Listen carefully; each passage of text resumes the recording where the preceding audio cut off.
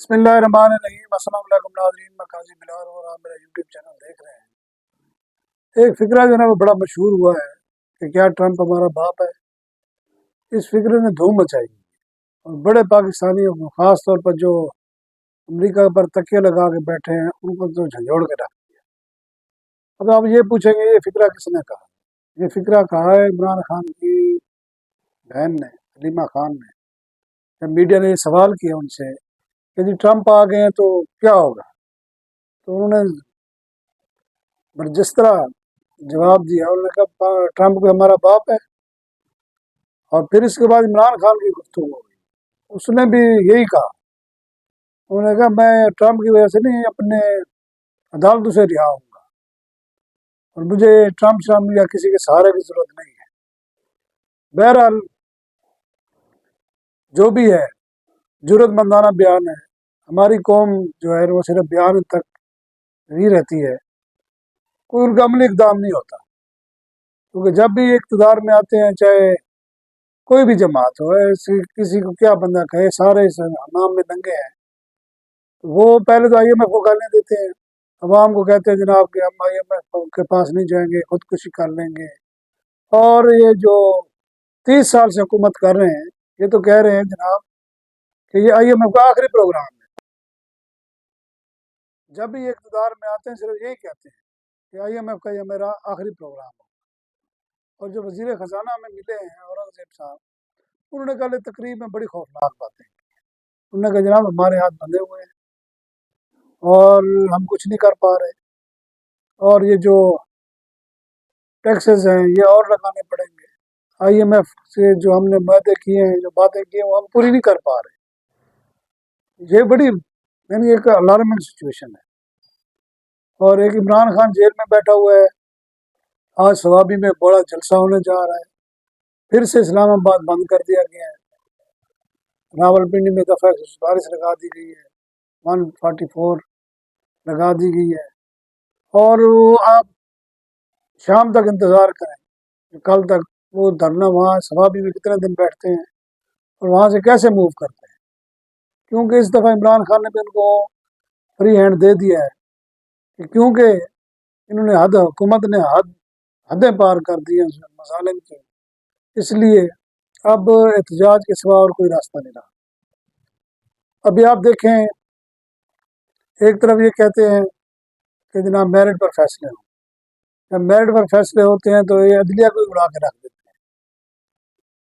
اب میں حکومت کے علاوہ بھی اور جو طاقتور حلقے ہیں وہ بھی اس میں زبردست کردار ادا کر رہے ہیں۔ اب سپریم کورٹ کے تقریباً جو ہے نا وہ جو اختیارات ہیں نہ ہونے کے برابر ہو گئے ہیں۔ ہائی کورٹ تھوڑی بچی ہے، اس کو بھی میرے خیال رگڑا لگانے والے ہیں۔ اور یہ 6 جج جنہوں نے ایجنسیوں کے بارے میں یہ کہا تھا کہ ہمیں وہ ڈکٹیٹ کرتے ہیں یا ہمیں پریشرائز کرتے ہیں، ان کا بھی مسئلہ اب جوڈیشل کونسل میں آ گیا ہے۔ اور وہ جو لوگ توقعات رکھ رہے ہیں کہ انقلابی اقدام ہوگا، وہ میں آپ کو پہلے ہی بتا دیتا ہوں کچھ بھی نہیں ہوگا۔ یہ سارے جج نوکری سے فارغ ہو جائیں گے، ان کو جو ہے نا نوکری سے فارغ کر دیا جائے، اور ان پر الزام یہ ہوگا کہ انہوں نے مس کنڈکٹ کیا ہے۔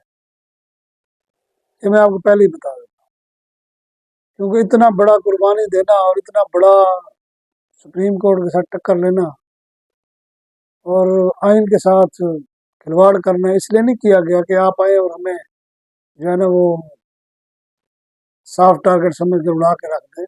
یہ حکومت نے سوچ سمجھ کے کیا ہے، اور ان کی پلاننگ یہی تھی کہ عدلیہ کو بالکل ہی دیوار سے لگا دیا جائے۔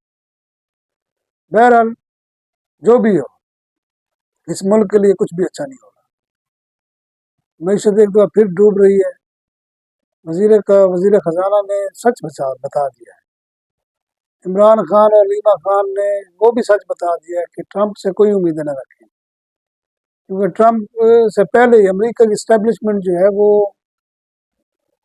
ایسے نہیں آنے دیتی کسی کو۔ امریکہ کی پالیسیاں وہی رہیں گی، پاکستان تو بھول جائے کہ اس کے کوئی حق میں پالیسی بنے گی یا اس کو کوئی فیور دی جائے گی، یہ تو ہو ہی نہیں سکتا۔ ہاں البتہ پاکستان میں سختیں بہت لگ سکتی، سختیں بہت عائد کی جا سکتی۔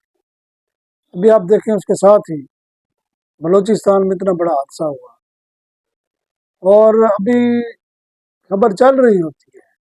अभी क्वेटा में जो बम धमाका हुआ है स्टेशन पर, 25 अफराद जो है ना उन तक जाम बाग हो चुके हैं और 40 से ज्यादा जख्मी हैं।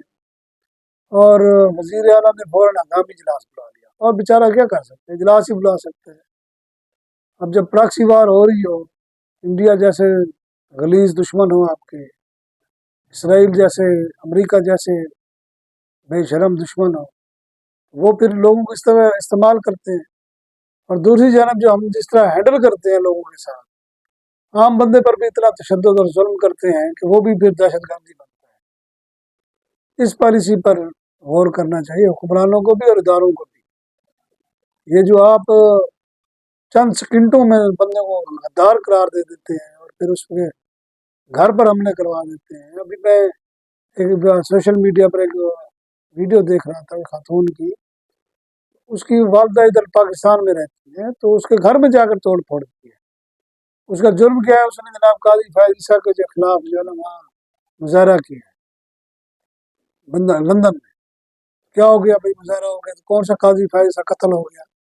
मुजाहरा ही किया है ना, उन्होंने अपना हक इस्तेमाल किया है। उसकी माँ पर जुल्म करने का क्या तुक बनता है? इसका कोई जवाब है पंजाब गवर्नमेंट से, कश्मीर गवर्नमेंट से, जिससे भी है, कोई जवाब है इसका? इसी तरह ये करते हैं। बलूचिस्तान में भी यही कुछ हो रहा है। वो किसी का रिश्तेदार किसी बैन तंजीम के साथ उठ बैठ के बस पूरे घर को तबाह कर दो। दुश्मनी खुद आप जो है ना इस तरह पैदा करते हैं, फिर आपसे कौन मोहब्बत करेगा? ये जो बम धमाका हुआ है, इसने हिला के रख दिया पाकिस्तान। मैं बलूचिस्तान की बात नहीं कर रहा, पूरे पाकिस्तान की बात करता हूँ। बलूचिस्तान पाकिस्तान का सबसे बड़ा इलाका है, वहाँ महरूमियाँ बहुत ज़्यादा है और सरदारों की वजह से है, हुकूमत की वजह से भी है और ये सरदार मुसल्लत है इनकी वजह से भी है। इस पर तवज्जो दें, ये काम करने के हैं। इस चौथा जो है वो आप हैरान होंगे, पूरे मुल्क में पंजाब में खास तौर पर स्मोक है, लोगों का जीना तो बरहुआ है। और हमारी जो वजीर आला है जिनका मेकअप कभी उतरा ही नहीं है, वो जनाब चली गए हैं लंदन इलाज कराने। जब तक वो ख़त्म नहीं होता, उनका स्मोक ख़त्म नहीं होगा, वो वापस नहीं आएंगे। ये अवामी लीडर है, ये हालत है हमारी। इजाज़त चाहूँगा।